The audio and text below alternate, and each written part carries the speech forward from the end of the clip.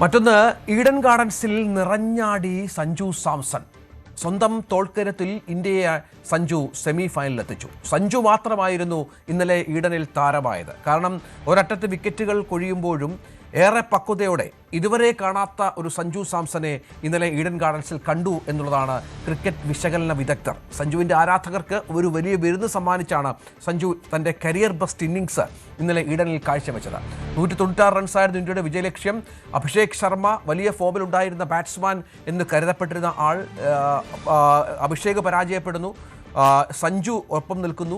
ആദ്യം 50 റൺസ് അടിക്കുന്നു. സാധാരണ സഞ്ജു 50-ലെത്തുമ്പോൾ നമ്മൾ പിന്നെ പ്രതീക്ഷിക്കേണ്ടത് ഔട്ടാകും എന്നുള്ളതാണ്. പക്ഷേ സഞ്ജു വീണ്ടും തുടരുകയാണ്. 98 റൺസ് വരെ സഞ്ജുവിൻ്റെ 97 റൺസ് വരെ സഞ്ജുവിൻ്റെ ആ വിജയ ലക്ഷ്യം അല്ലെങ്കിൽ ആ തൃഷ്ണ തുടർന്നു എന്നുള്ളതാണ് ഏറ്റവും പ്രധാനപ്പെട്ട കാര്യം. അങ്ങനെ സഞ്ജു ഇന്നലെ ഇന്ത്യയെ തൻ്റെ മാത്രം തോളിലേറ്റി വിജയത്തിലെത്തിച്ചു. അതിനുശേഷം സഞ്ജു മാധ്യമങ്ങളോട് പറഞ്ഞത് താൻ വർഷങ്ങളായി കാത്തിരുന്ന നിമിഷം എന്നാണ്.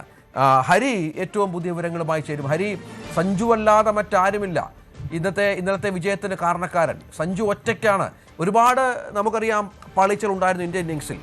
വെസ്റ്റ് ഇൻഡീസ് ഒരു ടീമായി കളിച്ചു, ഗംഭീര ക്യാച്ചുകളൊക്കെ എടുത്തു. നമ്മൾ പല ക്യാച്ചുകളും ഡ്രോപ്പാക്കി. നമ്മുടെ ബാറ്റ്സ്മാൻമാരൊക്കെ പരാജയപ്പെടുന്ന ഘട്ടത്തിൽ പോലും സഞ്ജു മാത്രമാണ് ഇന്നലത്തെ വിജയത്തിൻ്റെ കാരണക്കാരൻ എന്ന് തന്നെ വിശേഷിപ്പിക്കണം.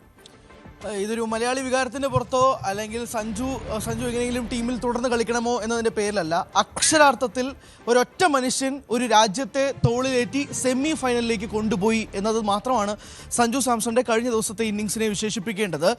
195 റൺസ് എന്ന ഹിമാലയൻ ടാസ്ക് ആണ് വെസ്റ്റ് ഇൻഡീസ് മുന്നോട്ട് വെച്ചത്. 196 റൺസാണ് ഇന്ത്യക്ക് ജയിക്കാൻ. ചരിത്രത്തിൽ T20 ലോകകപ്പിൽ 130 റൺസ് 3 തവണ മാത്രമാണ് ഇന്ത്യ ചേസ് ഡൗൺ ചെയ്തിട്ടുള്ളത്. അത് 3 തവണയും വിരാട് കോഹ്ലി ഉള്ളപ്പോൾ. വേറെ എല്ലാ കളികളിലും ഇന്ത്യ പരാജയപ്പെട്ടിട്ടേ ഉള്ളൂ. അപ്പോൾ 195 റൺസ് പോലൊരു ലക്ഷ്യം ഇന്ത്യ എങ്ങനെ സ്കോർ ചെയ്യും?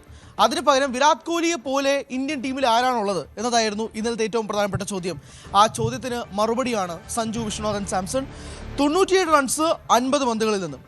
സാധാരണയായി രഞ്ജിത്ത് പറഞ്ഞ പോലെ ആക്രമിച്ച് കളിക്കുന്ന സഞ്ജുവിനെയാണ് നമ്മൾ എല്ലാ മത്സരങ്ങളും കാണുന്നുണ്ടെങ്കിൽ ഇന്നലെ വളരെ കമ്പോസ്ഡായി വളരെ കാമായി സിറ്റുവേഷൻ മനസ്സിലാക്കിക്കൊണ്ട് കളിക്കുന്ന സഞ്ജുവിനാണ് കണ്ടത്. ഒരറ്റത്ത് നിന്ന് വിക്കറ്റുകൾ പൊയ്ക്കൊണ്ടിരിക്കുകയാണ്. അഭിഷേക് പോകുന്നു, സൂര്യകുമാർ പോകുന്നു, ഇഷാൻ കിഷൻ പോകുന്നു. എല്ലാവരും ഇങ്ങനെ പൊയ്ക്കൊണ്ടിരിക്കുമ്പോഴേക്കും ഒരാൾ അവിടെ ആവശ്യമാണ്. അവിടെ നിന്നാൽ മാത്രമേ ഇന്നിങ്സ് മുന്നോട്ട് കൊണ്ടുപോകാവുള്ളൂ എന്ന് മനസ്സിലാക്കിയ സഞ്ജു അതനുസരിച്ച് കളിക്കുകയാണ് ചെയ്തത്.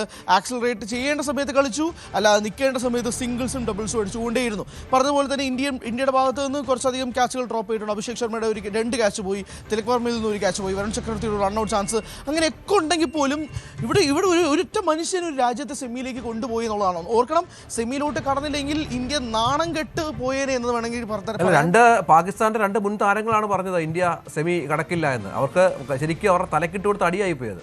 തീർച്ചയായും അവരവരുടെ സ്വന്തം ടീമിന് അതുപോലെ വിശകലനം ചെയ്തിരുന്നെങ്കിൽ എന്നേ നന്നായേനെ എന്നതും കൂടി ചോദിച്ചു പോയി.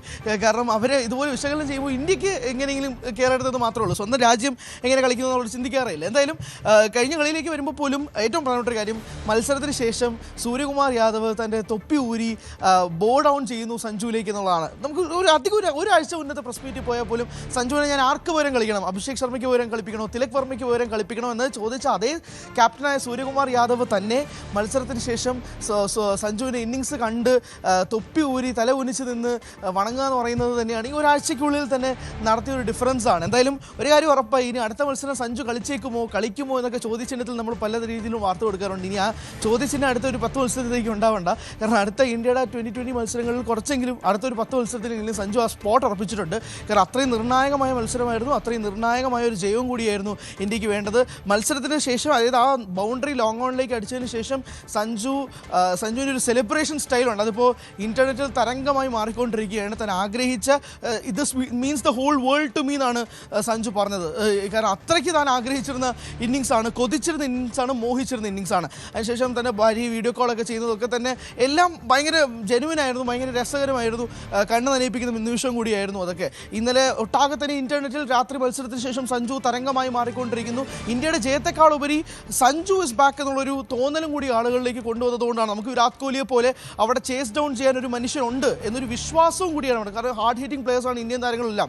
അതിൽ ആര് നിന്ന് കളിക്കും എന്നുള്ള ചോദ്യത്തിന് സഞ്ജു എന്നല്ലാതെ നിലവിൽ ഈ 11 പ്ലേയേഴ്സിൽ വേറൊരു ഓപ്ഷനും ഇല്ല എന്ന് വേണം പറയാൻ. അജയ്, എനിക്ക് മറ്റൊരു കളി മൊത്തം കണ്ടപ്പോൾ മറ്റൊരു കാര്യം തോന്നിയത്, സഞ്ജുവിൻ്റെ സ്റ്റൈലിലല്ല സഞ്ജു കളിച്ചത് എന്നുള്ളതാണ്. ആക്രമണോത്സുകത മാറ്റിവെച്ചു, പക്ഷേ നല്ല ഷോട്ട്സ് കളിച്ചു.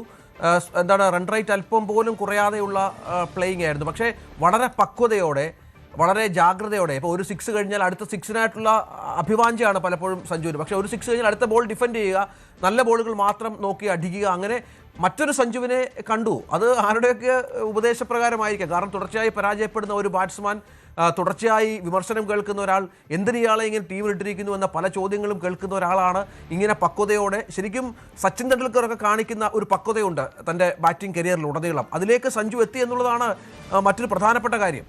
തീർച്ചയായും ഒരു വളരെ മെച്ചുവേർഡ് ആയിട്ടുള്ള ഒരു ഇന്നിങ്സാണ് കഴിഞ്ഞ മത്സരത്തിൽ കണ്ടത്. അതുകൊണ്ടാണ് എല്ലാവരും സഞ്ജുവിനെ ഇന്നിങ്സിൽ വാഴ്ത്തുന്നതിന് ഏറ്റവും പ്രധാനപ്പെട്ട കാരണം ആ മെച്ചുവാരിറ്റി ആ ഇന്നിങ്സിൽ ഉണ്ടായതുകൊണ്ടാണ്. വളരെ കാമായും കമ്പോസ്ഡ് ആയിട്ട് തന്നെ കളിച്ചത്. ഞാൻ തുടക്കത്തിൽ പറഞ്ഞ പോലെ തന്നെ, കാരണം ആക്രമിച്ച് കളിക്കാൻ ഒരു ഉദ്ദേശമേ സഞ്ജുവിന് ഉണ്ടായിരുന്നില്ല. 195 ഒരു ഭീകരമായ total, close to 10 runs per over ഓരോ ഓവറിലും വേണമെന്നുള്ളതാണ് റിക്വയർഡ് റൺ റേറ്റ്. എന്നിട്ട് പോലും അവിടെ നിന്ന് കളിക്കുകയാണ്. എല്ലാ ഷോട്ട്സും ഡൗൺ ദ ഗ്രൗണ്ടാണ് കളിക്കുന്നത്. സാധാരണയായി 4 സിക്സറുകൾ മാത്രമാണ് സഞ്ജുവിൻ്റെ ഇന്നിങ്സിലുള്ളത്. കാരണം സാധാരണ 97 റൺ അടിക്കുകയാണെങ്കിൽ സഞ്ജുവിൻ്റെ പക്കൽ അപ്പോൾ തന്നെ ഒരു 8-10 സിക്സ് കാണും സാധാരണ. പക്ഷേ ഇതിൽ 4 സിക്സേ ഉള്ളൂ, ബാക്കി എല്ലാം ഡൗൺ ദ ഗ്രൗണ്ടാണ് കളിക്കുന്നത്. അപ്പോൾ ബോളിലോട്ട് ഉയർത്തി അടിച്ച് ക്യാച്ചിന് വേണ്ടിയിട്ടുള്ള ശ്രമങ്ങൾക്കൊന്നും ഫീൽഡേഴ്സിന് ഒരു അവസരം പോലും കൊടുക്കാതെ അതനുസരിച്ച് കളിക്കാനുള്ള ഒരു സഞ്ജുവിൻ്റെ മൈൻഡ് സെറ്റാണ് കഴിഞ്ഞ കളിയിൽ കണ്ടത്. അതുകൊണ്ടാണ് ഈ ഇന്നിങ്സിന് പൊന്നും വിലയുണ്ട് എന്നുള്ളത് ആരാധകരും പറയുന്നത് ഏറ്റവും പ്രധാനപ്പെട്ട കാരണം. അതുകൊണ്ട് മൊത്തത്തിൽ സഞ്ജുവിൻ്റെ ഒരു 2.0 വേർഷൻ കാണാൻ കഴിഞ്ഞു എന്നുള്ളതാണ്. ആക്രമിച്ച് കളിക്കാതെ സാഹചര്യത്തിനനുസരിച്ച്, സിറ്റുവേഷൻ അനുസരിച്ച് സഞ്ജു കളിച്ചു.